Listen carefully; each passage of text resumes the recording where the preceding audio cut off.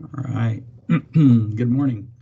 Michael Potter here with Montgomery County, uh, Texas A&M AgriLife Extension Service. I'm going to be talking to you a little bit today about spring lawn care, especially after the freeze and events that we've had recently. What kind of things are we going to be seeing, and kind of what should be done to your lawns at this time, so we know how to kind of move forward and make it through the summer without having additional stresses. So just going to start off by, saying good morning, and we're going to get right into it. Spring, I'm talking about a little bit about spring, summer lawn care, what kind of preparations that we need to do in order to kind of help us get through.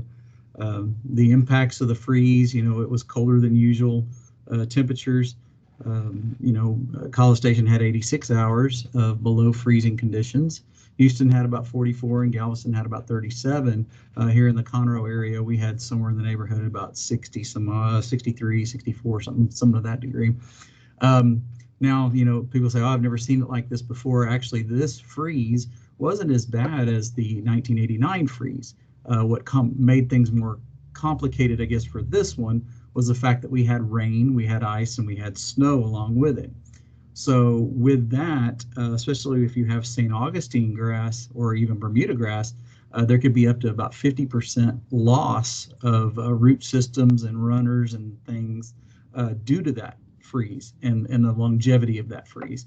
So we're going to be really seeing a lot of slowed regrowth, some damage, where you're going to be seeing, brown leaves and brown areas in your lawn. They're going to resemble maybe, in fact, many of the questions I've been getting and emails I've been getting resembling like maybe a fungus, and that's what people are thinking it is, but it's really just the damage from the freeze. But the grasses are going to be stressed. Anytime that something like that happens, it stresses them out. So we're going to have things that continuously, I think even into the summer and maybe even into the fall, kind of show up as signs of stress. Maybe some yellowing and maybe some dead areas and such. Weeds, that's a big one right now. So, and I'll talk later about weeds. I think, from this standpoint, the first thing people need to start doing is really start thinking about doing an irrigation audit, ramping up the irrigation system. I know in several cases I've had people, tell me that they turned on their system. Of course, they had it drained for the winter and winterized. Well, when they brought it back up, they realized that there are broken pipes, broken shut-off valves, and things like that. Especially with copper, if they weren't wrapped properly. Even in some cases where they were wrapped, they still were broken or cracked. So it's a great time to really start looking at that. They say that we're going to be in a drought situation, so let's get prepared for it. Let's turn our systems on, make sure that they're operating and functioning properly. Let's look and make sure that we don't have any leaks. And you have to look at it from a standpoint of there's all different types of irrigation devices, not just the in-ground types.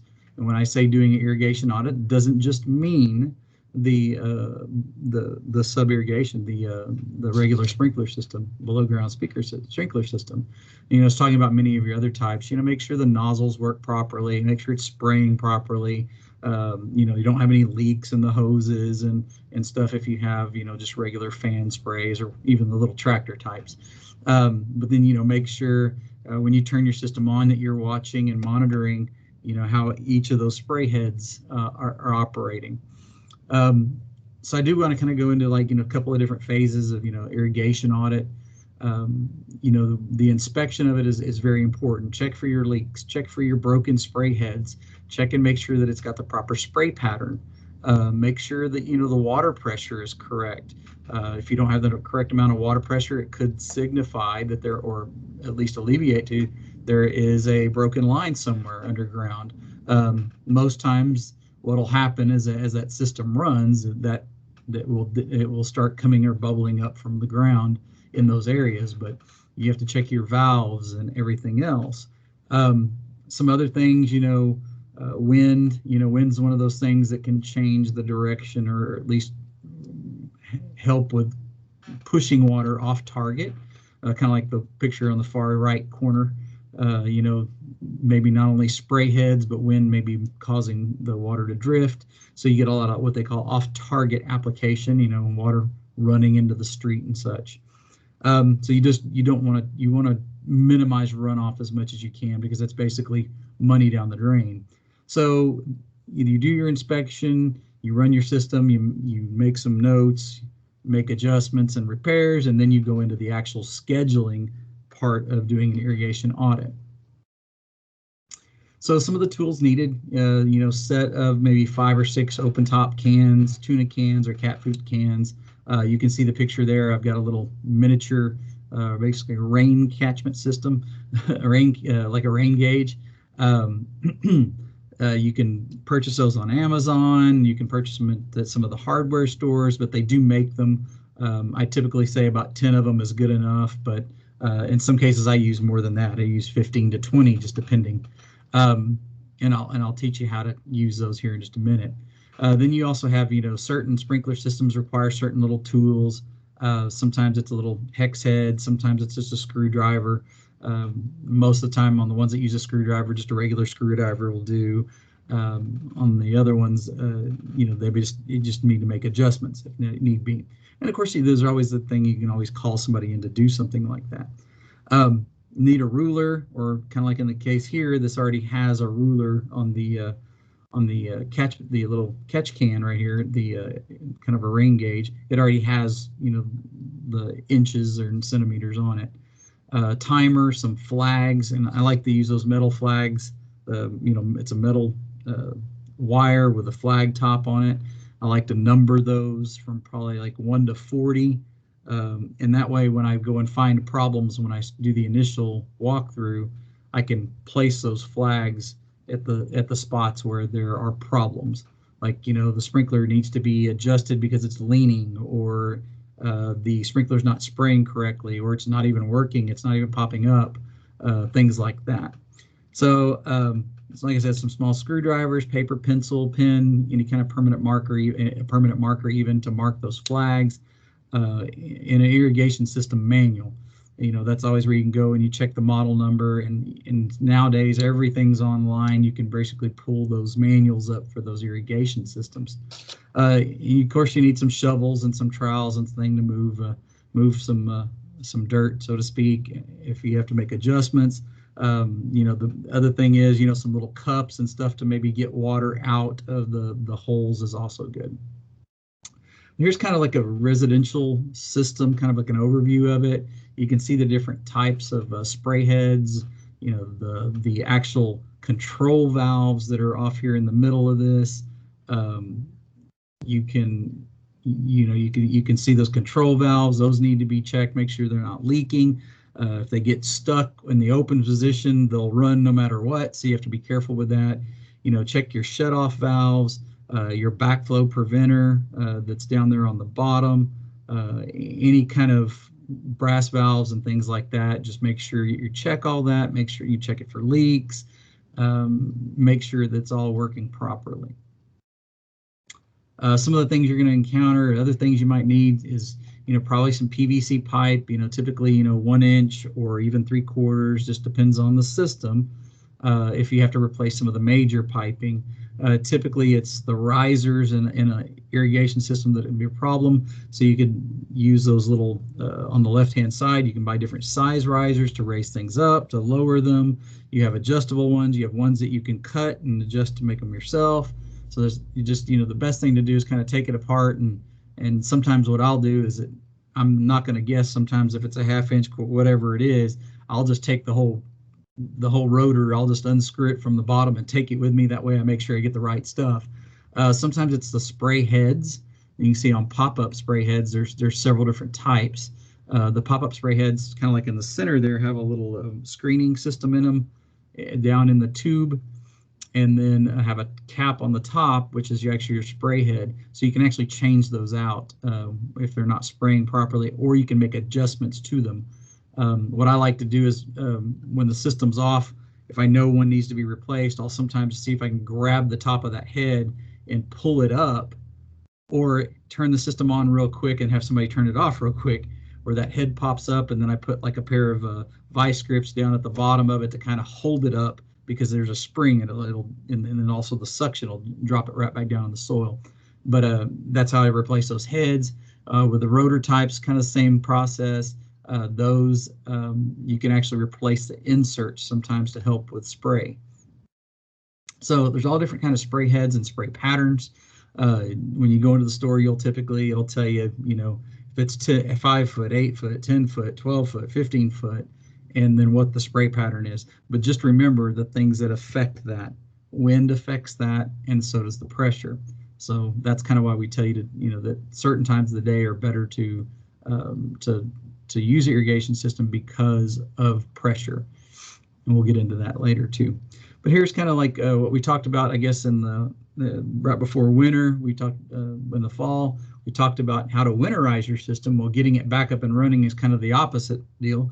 We want to start opening valves up and things, but we want to make sure that we do it properly. Make sure that your inflow, coming up the bottom, number one, that is, it's off. You want to turn it on, but before you do that, you may want to take like those numbers there, number 2 and number 3. If you turn the little screw in there about a quarter turn, you want to make sure you shut those valves off. In the right before winter time, what we did is we turned them a quarter turn to open them up so we could drain the water before we shut the one side off. So this time we want to make sure that we close those off so the water doesn't go shooting through there. But you have an inlet and an outlet, to find out which side the in and out is. You can just look for there's most of the time the arrows or anything that show you which that flow is. Typically what we do is we go ahead and I always kind of turn them on just a little bit with the valve, turn the water on just a little bit, and then I turn those off. That way I know that they're closed.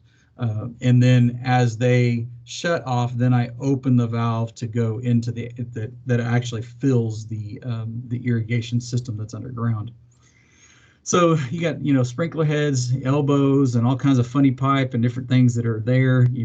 Every system is different. Sometimes you just have to dig into it to know what you have. There's an example of a valve and a valve box. Sometimes you can find them readily. I know that when I mow or whenever I do a home that has an irrigation system, I always like to make sure I weed eat around these real well so I know their location. So it's also a great time to kind of take notes, or actually do while you're doing this audit, just basically draw you out a map of what your irrigation system looks like on your property. That way you can go back and go, oh yeah, this control box, that valve box is right over here. So take some measurements and do that thing, kind of start that way. But all different types of controls that are out there, controllers, the actual units. The whole thing is just getting to know them, getting to understand them.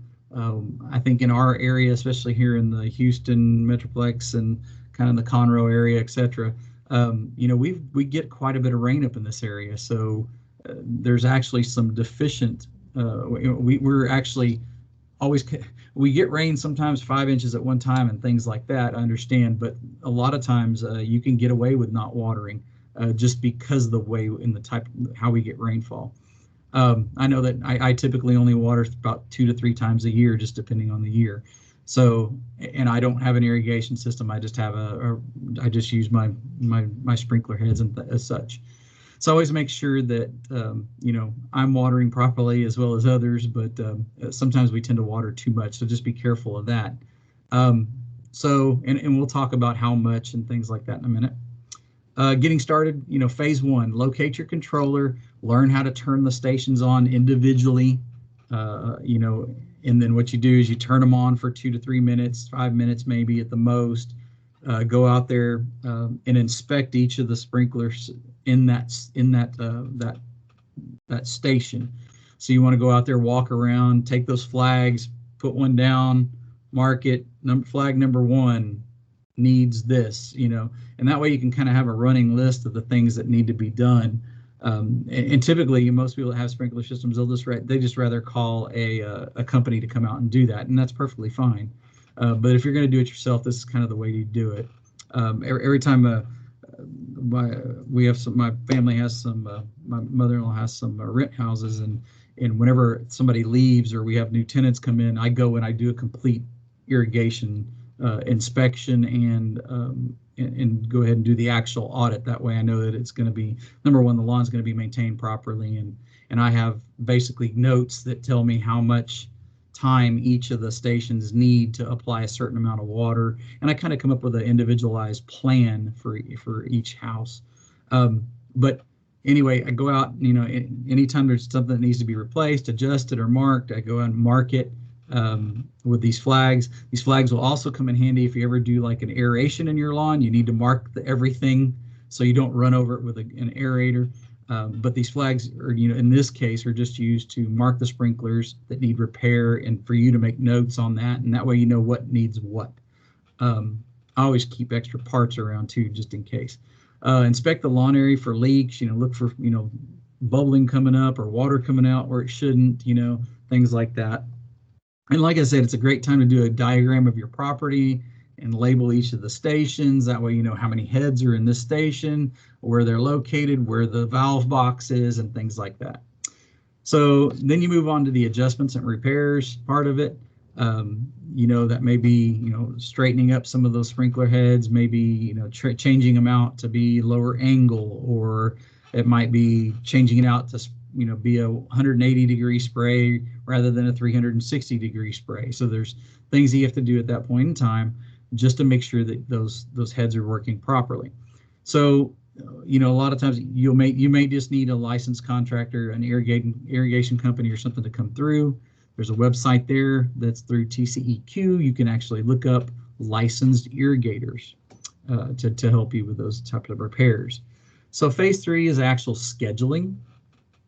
The scheduling of this is, you know, we're going to find out how much water we're putting out in an X amount of time. You can kind of see that that's a kind of a little bit of an irrigation type sort of test that they were running up at College Station. It's a little bit more that's a little bit more uniform for a reason. It's not necessarily the way we do it, but I'll show you that in a second. So you randomly place those irrigation cups and cans throughout the station that you want to test. Once you get all your, you know, minor repairs and everything done, then you run that station for about 15 to 30 minutes, just depending. Sometimes it takes 30 minutes to actually catch enough water, but typically 15 minutes would be good because that's, you know, a fourth of an hour. Take the measurements in each cup, you know, write them down, or in some cases I've got people that actually have or create Excel spreadsheets for this, which is kind of neat, and I'll show you that. Record the amounts as you go along, and then basically you sum them all up and you divide by the number of cups, and you'll come up with what your irrigation is. Here's how you actually just, you know, I walked out here. This is at our extension office here in Montgomery County. I walked out there one day and I just randomly placed these out there, and then ran the system for 15 minutes, and then went through, measured, wrote them down, and then that way I could figure out how much I'm putting out in 15 minutes, or if I need to go 30 minutes to put out the amount that I need. So here's an example, just, you know, kind of an Excel spreadsheet. This gentleman, he's a engineer, so he decided to do 20 and 30 minutes rather than 15 minutes. I guess he just thought it was easier to do a third of an hour versus a quarter of an hour. But anyway, he did it this way. You can see that in those two stations, 5 and 6, he out of 20 minutes, he gets about 1/4 of an inch of rainfall for that 20 minutes. And you can look sometimes and you can see, like in zone 5, catch can number 4, you can see that station got 1/2 an inch. And then you can see the station 8 only got 1/10 of an inch. So that's why we average things out, is to kind of help with that adjustment. The major thing is, though, it can also tell you that there's something wrong. In fact, in some cases, when I've gone back, I said, hey, you know, that station zone 6 over there, catch cans 1, 2, and 7 don't look right. There should be a little bit more water being put out. Well, we had to make some adjustments on the heads to make sure that there is a little bit more even distribution of the water. So they kind of can kind of tell you something. If you're on well water, the best thing to do is have it tested. Sometimes well waters have salts or other things in it that may cause problems with your turf grass. So it's always had to have it tested. You know, the way I see city water should be supplemental. But in some areas, it's a little bit, we have to rely on a little bit more. Like down in Corpus Christi, you get 25 inches of rainfall a year versus up in Beaumont where you get 60. We get about 48 to 52 here in the Conroe area north of Houston. So there's a wide, you know, a wide gap there between the number of inches of rainfall that you get. So things that affect the application, you know, trees, your shade, root systems, of course, of the trees, wind, sun clouds, temperature, your annual rainfall, which can be seasonal, soil temperatures, and your equipment that runs over the top of the property, your actual spray equipment, the plant requirement itself, if there's a slope, you know, a drop off on the property where the water runs off easier, that can affect that application. Your water pressure does that, and then of course fertility and compaction, which can be caused by some of the equipment that's used. So you can see here water infiltration, some of the things that affect that. You know, when you have a very like a sandy type soil where water can basically go right through, it's like a sieve. A lot of times what people need to do is add organic matter like compost, heavy compost, and get a lot of it pulled in there and tilled in. That'll help with moisture retention. And then if you have really heavy clay soils where water doesn't really, it tends to puddle and run off quickly. There's things that you may need to do, you know, using expanded shale or even sand to help with penetrating the ground. The turf grass itself, though, acts as an assistant in that process. It actually does help water percolate into the soil, but sometimes there's too much rainfall in a short period of time and you get puddling. Sometimes you have to break up that amount of moisture that you're applying into two separate events just so water will percolate down the soil column evenly or a little bit better. So how much water do you apply? Well, let's look first at, you know, basically don't kind of disregard the cool season grasses because we don't have a cool season cool season grasses here in this area. We typically have our warm season grasses. So in the spring, we start growing a little bit because during the winter, we're pretty much dormant on all of our turf grasses. And whenever I teach the Master Gardener class about turf grass, I always teach them greenest to brownest. Greenest is always going to be St. Augustine because it has good cold tolerance. It doesn't go dormant so much in the winter. It stays green longer. So, but this year, kind of a different case, just because it was one of those years. But you can see in the spring, we start to ramp up as far as our growth. You know, that's when the grass is actively growing. That's when irrigation should come back on, either gradually or waiting until you can give it the appropriate amount when it's actively growing. And then of course in the fall, once we get up here, once we get into late September, early October, once we get a cold front or two, the irrigation systems basically need to be shut off because there's really no growth, no water uptake, and no nutrient uptake at that point in time. So just kind of to reemphasize, you know, how important water is with turf grasses. You know, over application, when you have excessive water, you get a lot of pest and disease resistant issues. You get stress that occurs that allows for the pests to kind of come in, rooting problems. So you get all kinds of growth issues and everything else. And as you move, you know, even to the moderately dry type thing, you can have some issues that still come up with that. And then you can see when you get further down into the drought type situation where you get discoloration, which we call leaf firing, you get dormancy, and you get just a lot of carbohydrate reduction and stuff like that. So you can go all the way down to where if you don't water it at all, you can actually kill the actual plant, the actual turf grass. So, you know, optimal irrigation is 1 inch of water per week, and that goes with just about all the turf grasses. They can actually survive on less than that, though. That just depends on the root system. If you're someone who has watered normally 3 times a week and you have an adequate soil, and I'm talking adequate as in some type of clay loam or sandy type loam soil that has good deep moisture to it, and you can get it to the point where you can wean it off to where you can only water that 3/4 or 1/2 inch a week. But typically 1 inch of water per week is adequate.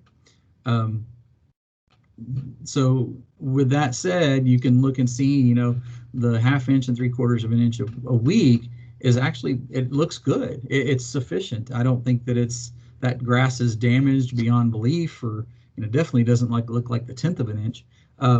But for someone like me, I don't water my lawn unless it's absolutely necessary. I spend a lot of time looking like that throughout the whole year because I'm waiting till that next rain to come in there. But I've also weaned that grass off to where it doesn't need it. Some people, if they water 3 times a week, they come in and they have real shallow root systems, and that's a problem. That means it can't make it until that next rainfall event. So 1 inch of water is about 0.623 gallons. What does that look like? It's about 623 gallons per 1,000 square feet. Okay, so 1 inch of water, 623 gallons. So every week you have, if you water that much, you're putting out a lot of moisture. And if you think about it, some of these people that do it year round, they're putting out anywhere from on a 2,000 square foot lawn, 104,000 gallons a year. And that's if they were doing it all year long. But I thought that was kind of a gross estimate there. And I mean gross as in actually yucky. You look at somebody who's got the average type lawn that's anywhere in that 5,000 to 7,000 square feet, 161,000 gallons a year just on your lawn. The fact is that, okay, what is the actual growing season? When does that turf grass actually need that water to survive? And it's going to be different, if you go down to Corpus versus up here. For our area, I typically, I tell people, really, you don't need to probably turn on the irrigation system till after April 15th. And sometimes it's May.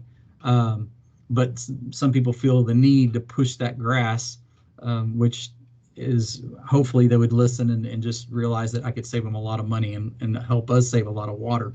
The fact is that, think about the water that comes through that pipe. It has chlorine in it, which it acts as a growth inhibitor for weeds or for plants.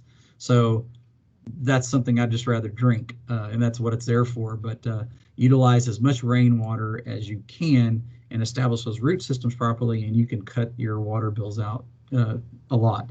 I had a gentleman this last year come back into the office, came in about 3 years ago, 2-3 years ago, and said that his water bills were in excess of $350 a month. He came in this last year and said, "Hey, I just want to tell you thank you." I said, "For what?" And he said, "Well, I only turned the irrigation off turned the irrigation on maybe twice this last summer." I was like, "Oh, wow." He said, "My water bills were like $120, $150. So that was a big savings to him, just in his pocket, just because he started doing things a little different.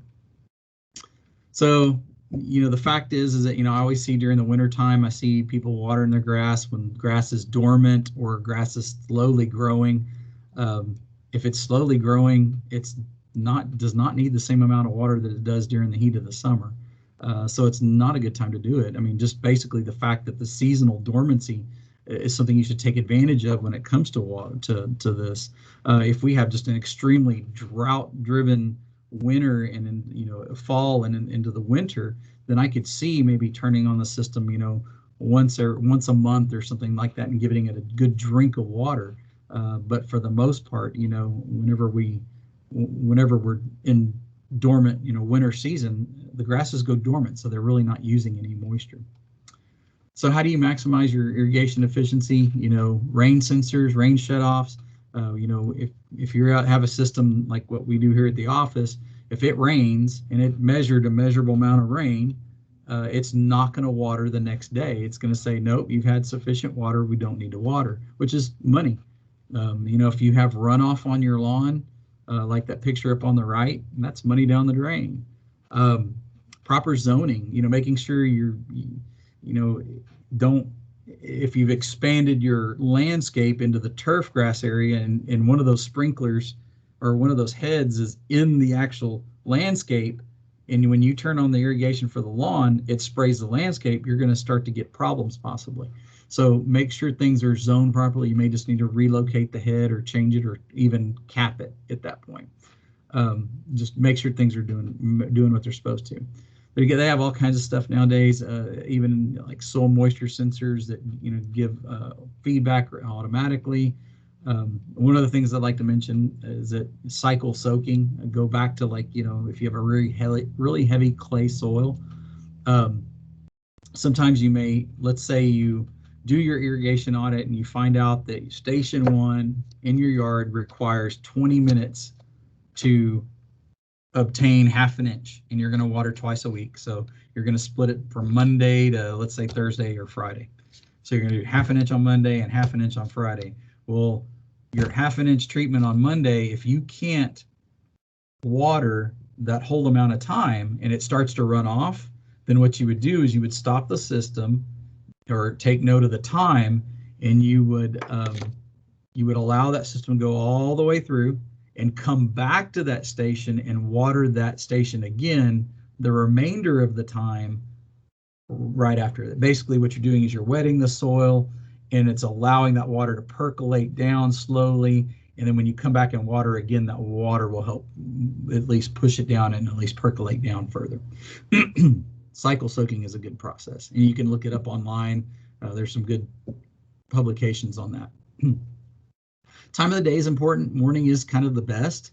The only thing I do have to say is that, homeowners associations, HOAs, are the exception. Sometimes they can tell you exactly when not to water, but about 4 a.m. to 6 a.m. is probably the best time, because that's when a lot of people aren't necessarily up. So your pressure is going to be good. And also at that point in time, once that irrigation finishes, it's not so hot in the day where you're evaporating as it's coming out of the pipe, so to speak, but it allows that moisture to dry off or evaporate off the grass, so you can reduce some of the fungal issues or rusts that may occur because of having too much moisture for too long. Recently had somebody tell me that their irrigation system goes off at 1 o'clock in the morning. And then so it goes off at 1 o'clock in the morning, waters for 20 minutes, but now you've got about 5 hours that moisture is sitting on that grass. So that's what we want to eliminate. Seasonal, make sure that you're not watering when you don't need it. When that turf grass is not actively growing, there's no need to water it. And days of the week, sometimes those are also dictated by municipalities or homeowners associations, especially in drought situations. Typically, if you apply your irrigation, you should be able to go 5 to 7 days before another irrigation event. So here's just kind of a good little pictorial of what good, deep, infrequent watering. What the root systems would look like. They would be heavy, very deep down in the soil column. If you do deep and very frequent, which means you're watering, let's say, 3 times a week, but you're watering very deeply, which means you're really over applying a lot of moisture. Your root systems aren't going to really be there to really help support that plant. They're going to be maybe deep, but there's just not going to be as many of them, because a lot of the smaller roots are probably rotted out. And then shallow, frequent watering. And if you have sandy type soil, this is kind of where you exist sometimes, because in order to keep your grass alive, sometimes you just have to water every other day or daily. You'll have shallow root systems. So that's why we always say it's if you have a good sandy or have a sandy soil, and you're having to water that much, then it's probably a good thing that you need to come in and bring a whole bunch of compost or something to help maintain moisture in your soil. So only water when the turf is growing, not when it's dormant. Don't water when you're blessed enough to get a rainfall. Let me tell you, I watered 2 years ago. I watered the 3rd time, and I should have checked the news, because the next day it rained, and I was kind of mad at myself for wasting that water. I knew I was going to need it, but I should have checked the weather first. But also remember that turf in the shade requires less than what it does in full sun. Because it's in the shade, it doesn't grow as fast. And same thing with fertilization. Turf in the shade does not require the same amount of fertilization either, because it's growing slower. And if it were in the full sun, that'd be a different story. But do those irrigation inspections irregularly throughout the season. Sometimes just because you're mowing, you may hit a sprinkler head, or knock something around that would cause a problem. So just occasionally go out there and once every month or something, and go out and check those, make sure that they're spraying properly. Remember, 1 inch of water per week, especially during the grow season, and if needed, because sometimes it doesn't need it. Fertilization, with fertilization, we always recommend getting a soil test. That way you know where you stand with getting, with what kind of nutrients your soil needs. I know for our area, we typically recommend a 3:1:2 ratio, which would be like a fertilizer that has 15:5:10, that kind of fertilizer, or a 18:3:6 or something like that. So, 15:5:10. So 15:5:10 fertilizer, 3:1:2 ratio. It's going to be different for different types of soils. The main thing is, it's not, if you over apply, you can cause problems. If you under apply, it can cause problems. Especially if you over apply your nitrogen, especially if you've had fungal issues before, you can accelerate those problems and really, it's like kind of like throwing gasoline on a fire when you do that. So that's something you just want to keep from doing. But basically, the faster it grows, it basically encourages some of the issues. So you just want to be careful with that.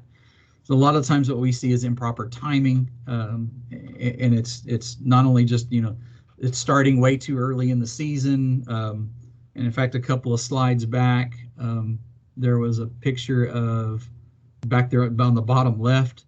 This is in the winter time. I'm driving home from work here in Montgomery, and the only thing that's growing right now is the clover, and yet we're watering. Why are we watering? The grass is not even green. So the improper timing is a major issue. With watering, same thing with fertilization.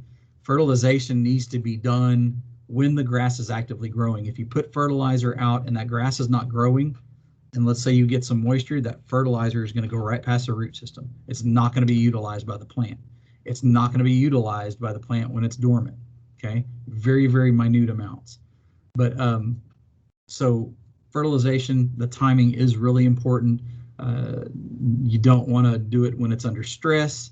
You want to do it when it's actively starting to green up and starting to grow. And what do you mean by active? I know I'm going to get this question.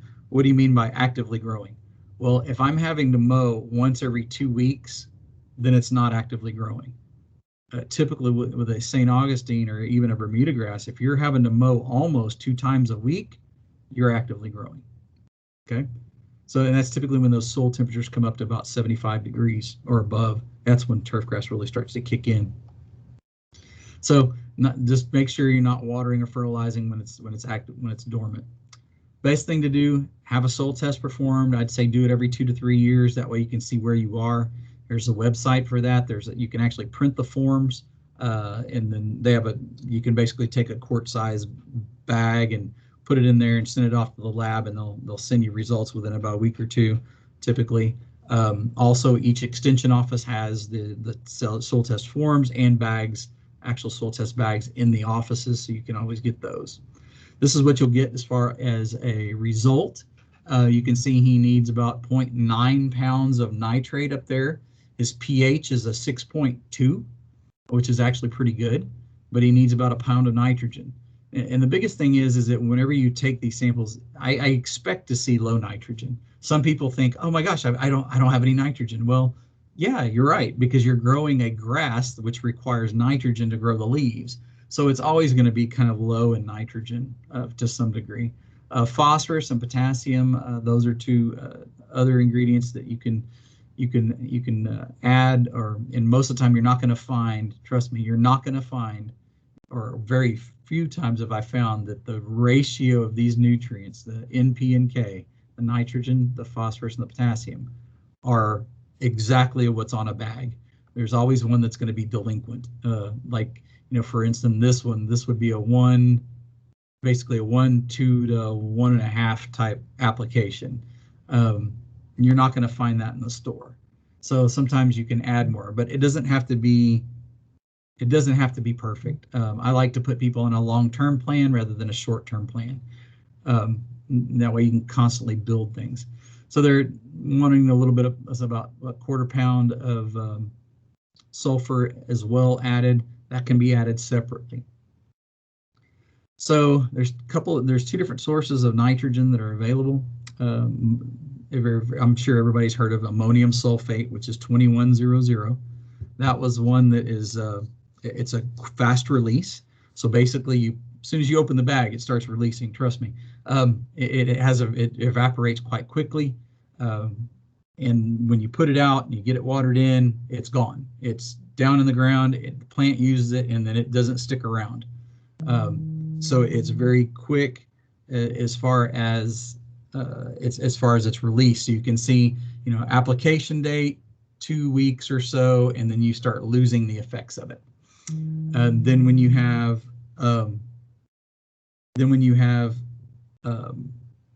a slow release type formula, which is kind of sulfur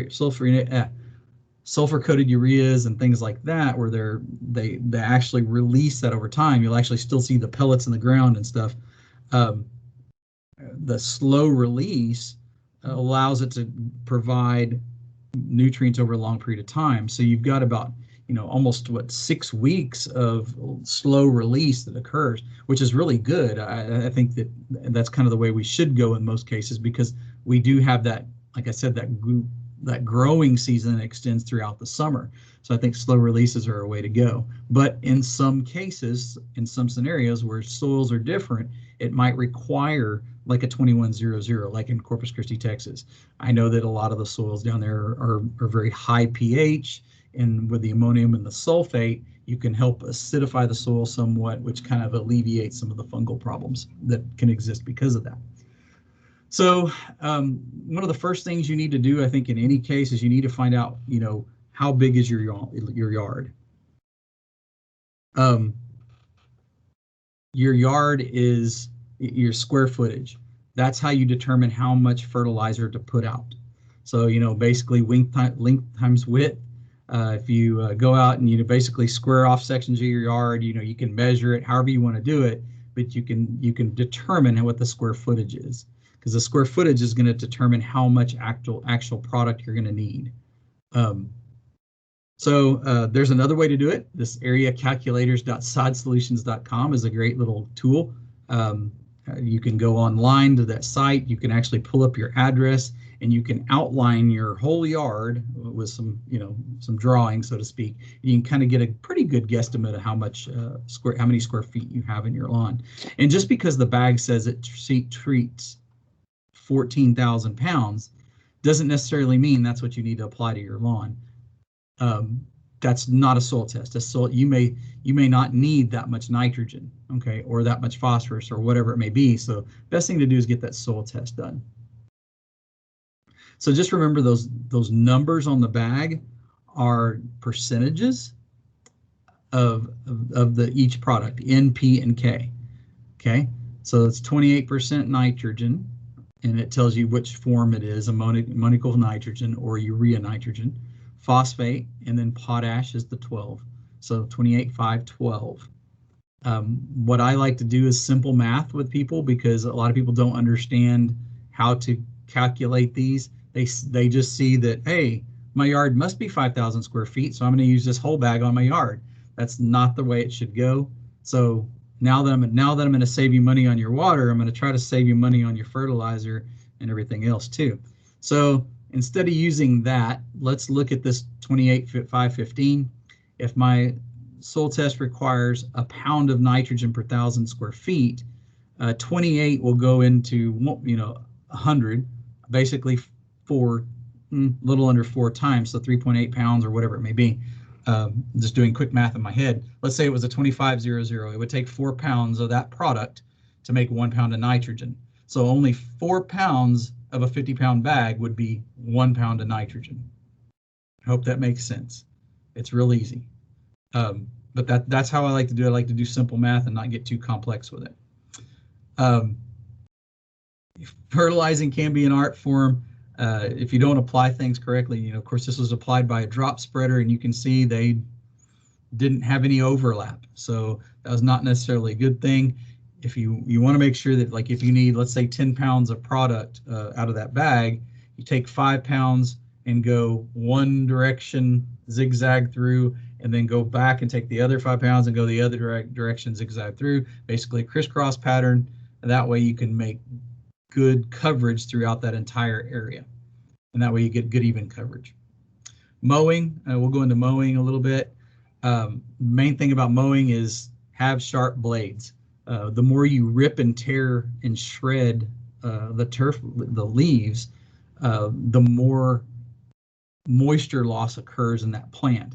If you have a good clean cut, it'll seal quicker. It'll also won't release a bunch of moisture. And you may think, oh, that's not a whole bunch of moisture. It really is, especially for that little bitty plant. So you want to have a good sharp blades. I always tell people, sometime in the, when you're fixing to put up your mower for the year, sometime during the, late fall or even into the winter before we get into spring, get those mower blades sharpened up. How high? I have my own method of doing things. Because of our environment up here, we get a lot of large patch. So what I like to do is in the springtime, like right now, I start off kind of low, about 2.5 inches. And as we I work up until I get to that 4-inch mark when the drought or the heat starts to set in. I want those leaf blades as long as I can get them so it shades the ground and also it helps with the root system development. So I ramp up all the way into the summer, and then as we move away from the heat of the summer into September, I start, putting my mower blade down a little bit at a time until I get low enough by the end of September or early October that I'm back down to that either 3 to 2.5 inch mark. That way I can have good air infiltration. And the reason why I do that is because we typically get large patch, aka brown patch, in the fall. That's when it's most prevalent. So having good airflow through the grass will help dry it out, and you can at least take away one of the factors that contributes to large patch. I'll talk about large patch and take off patch here in just a minute. So you can see your Bermuda grasses, your lawns anywhere from 1.5 to 3 inches. Hybrids probably like it a little lower. Your St. Augustine 2.5 to about 4 inches, and your zoysias all the way up to about 2.5 inches as well. So mowing frequency, like I said, if you're mowing twice a week, that's when it's actively growing. Make sure you're not mowing off more than 1/3 of that leaf blade that's there. If you mow off any more than that 1/3, it's going to be considered scalping. You're going to damage the grass. It's going to set it back even further. You might even increase weed problems. You might increase disease problems or insect problems because of that. So, just remember, if because it gets too wet or whatever, and it grows up too much, just try to do your best to 1/3 rule. You may have to mow it 3 times in 1 week just to kind of gradually bring it down. Give it a little bit of growth and then knock it down a little bit more. Then give it a little bit of growth and then knock it down and give it more. 1/3 rule. So mowing height, also taller grass, it equals deeper roots. You can see by the picture there, as that grass gets higher, it has to have more root system to support it with water and nutrients, so that root system expands and gets bigger, and that's what we want. We want good deep roots. So here's where I always kind of go back into brown's a color too. We have grasses that say they're very drought tolerant and everything else, and that may mean that they go more dormant. And when it comes to St. Augustine stays green pretty much throughout the year, especially up here. And maybe it's not 100% green, depending on the year, but for the most part, we still do have green that makes us through the winter. But you can just see that's what dormancy looks like. So we'll talk about some of the common lawn problems. We're looking at about, it's kind of an integrated approach to it. A lot of the things that we've talked about today, the irrigation, weather, fertilization, and how you mow, these are all things that can contribute to some of the problems.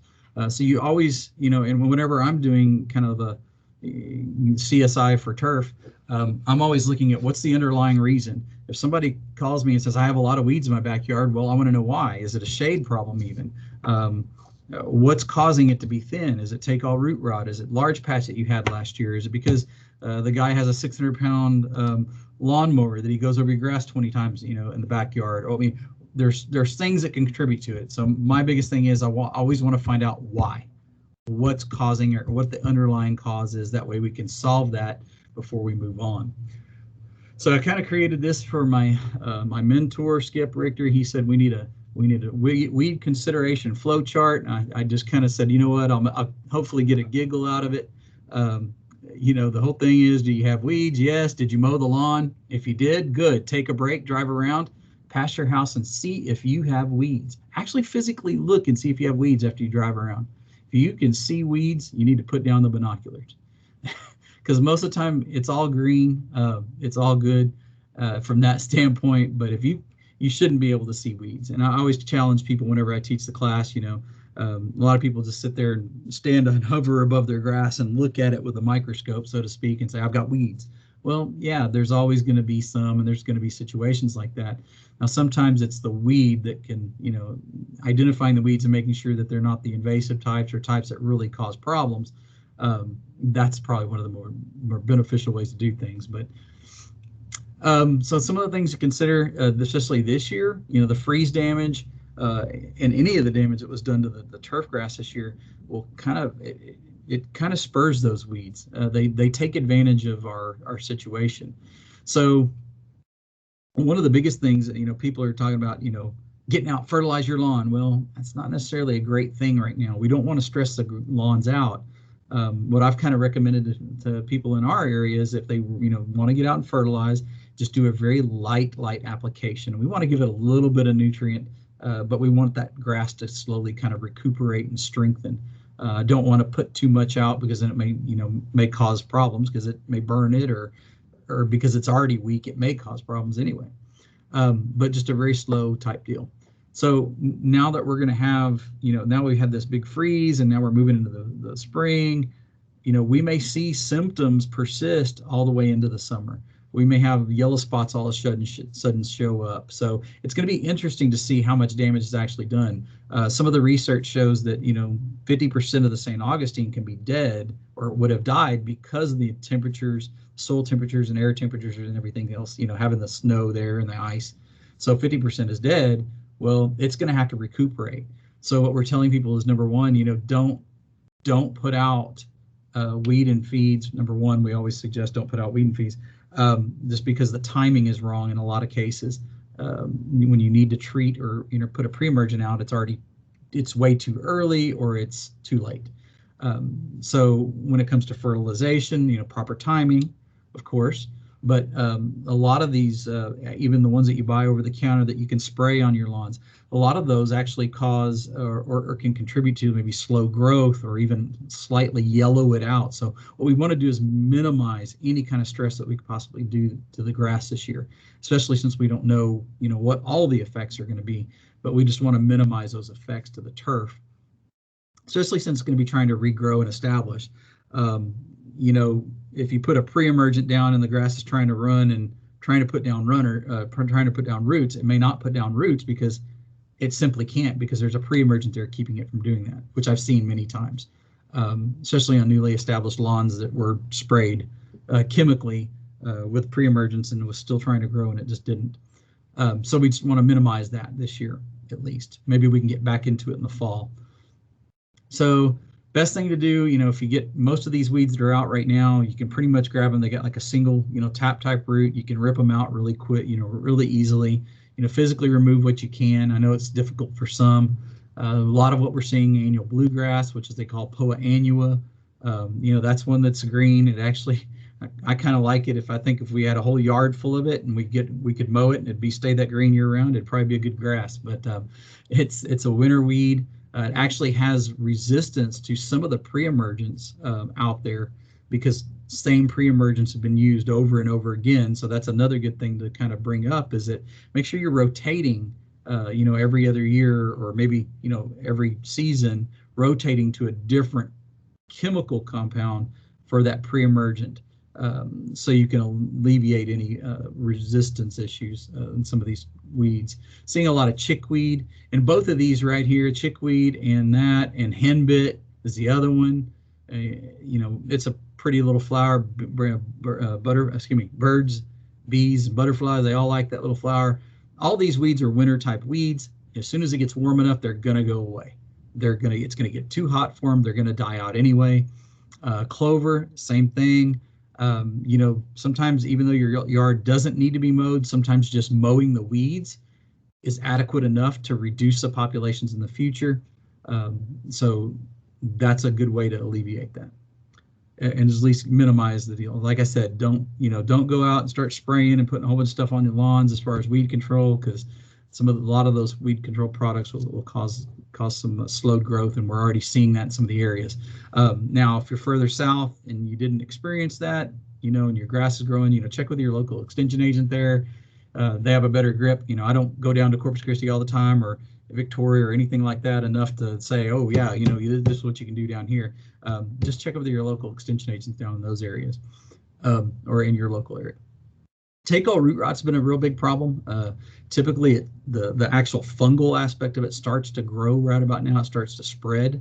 And so what we typically start to see in the beginning is yellowing out of the grass, which I think it's going to be kind of difficult this year because we may still see that, but it may be results of freeze or frost injury to St. Augustine. So it's going to be interesting to kind of tell the difference.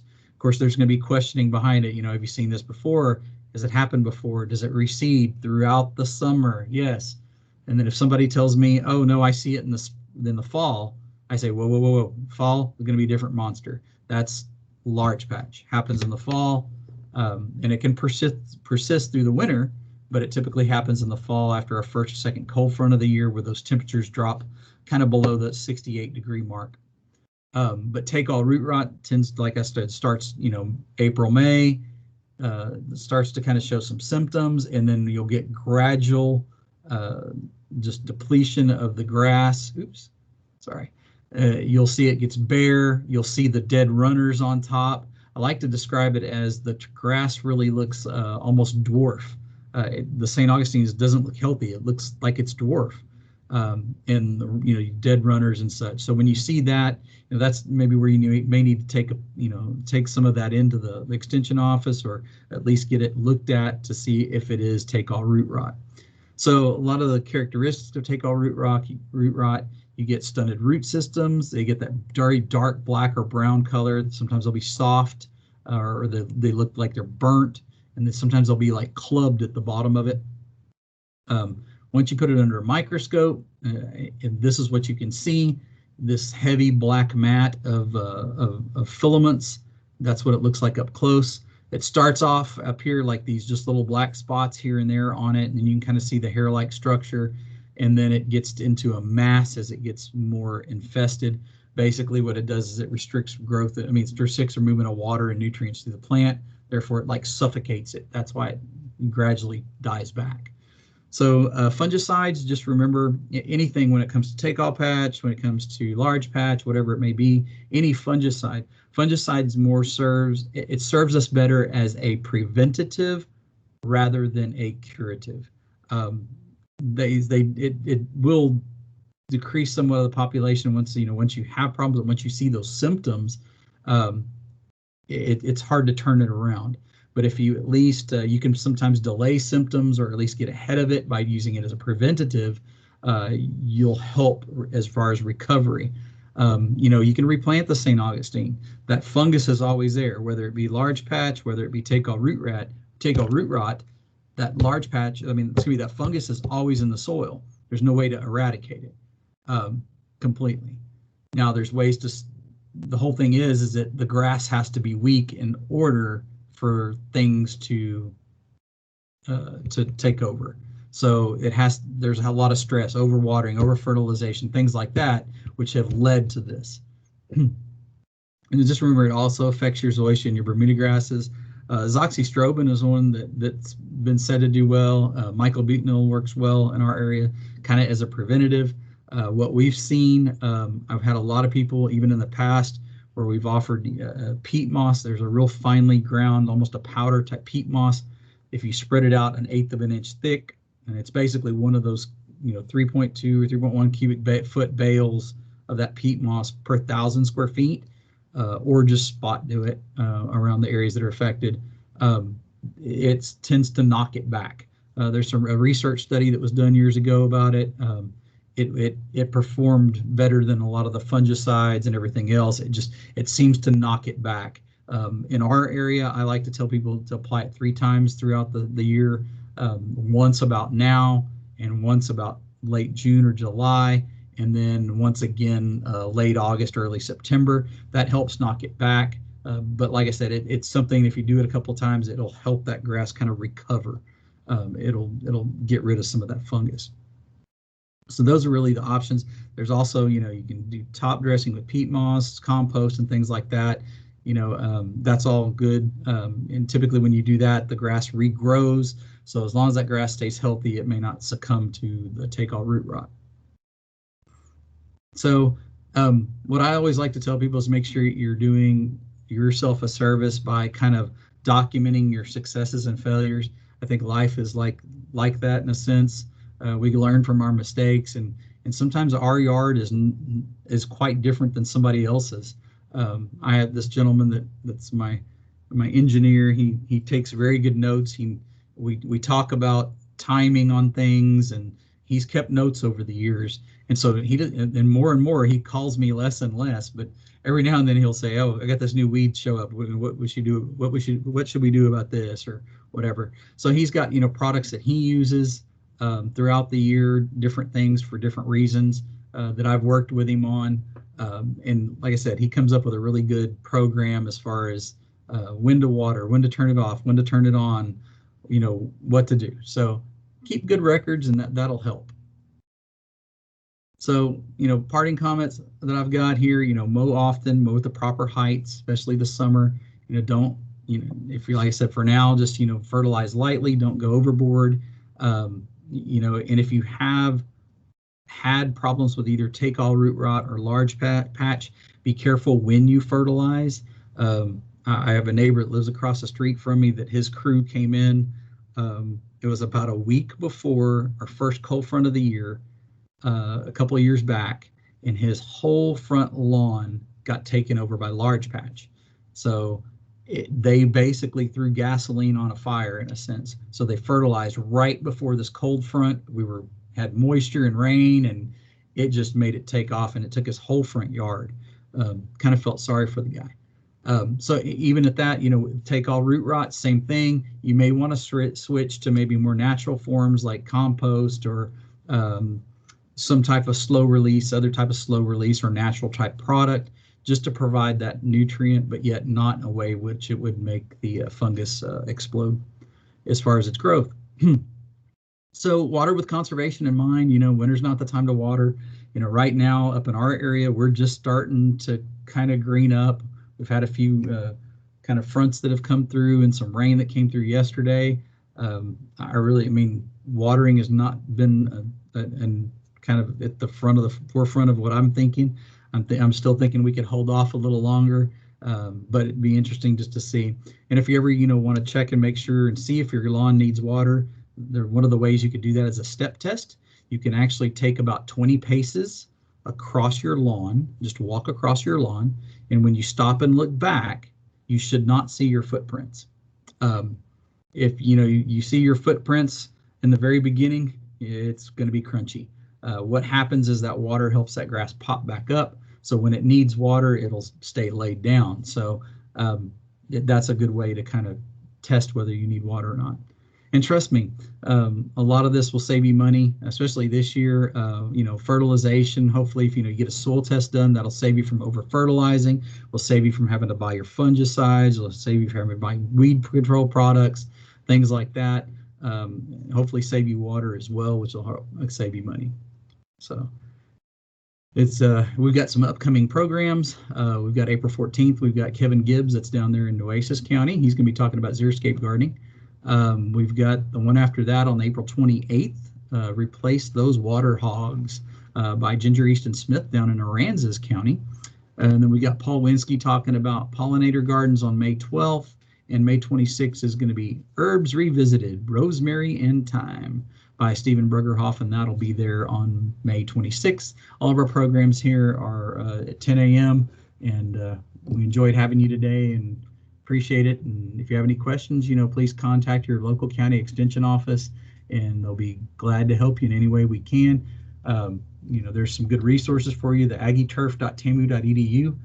There's a good little tab in there to look at weeds, insects, and other problems. There's also some great publications through there, that calendars, etc. And if you need to get soil testing done, you can go right there at that soiltesting.tamu.edu. Thanks for joining us today, and we hope to see you next time.